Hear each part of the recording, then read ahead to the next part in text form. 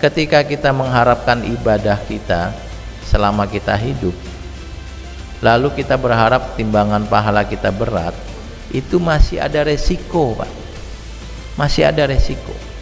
Sebab ketika kita beribadah dapat 10 pahala, ini masih ada resiko ibadahnya hilang. Kita sedekah 100.000, itu catatannya bisa jadi 1 juta atau bisa jadi 70 juta catatannya, karena dikalikan 10 atau dikalikan 700 kali lipat. Tetapi nanti kalau sudah dicatat, tiba-tiba kita melakukan sesuatu yang membatalkan pahala sedekah, hilang pahalanya.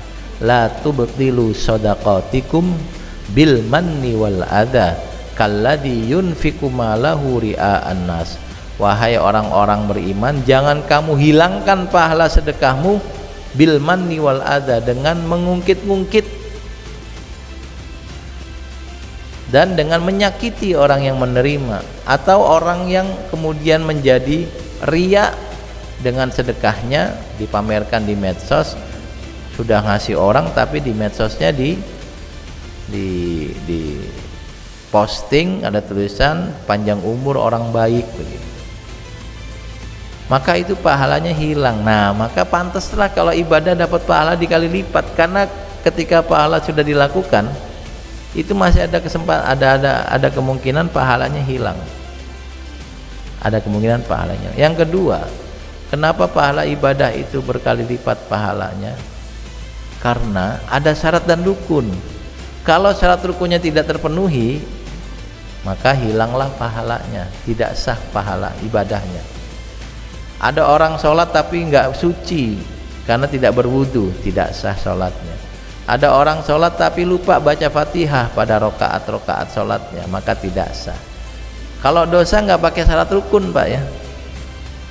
Kalau dosa nggak pakai syarat rukun, kalau ibadah pakai syarat dan rukun.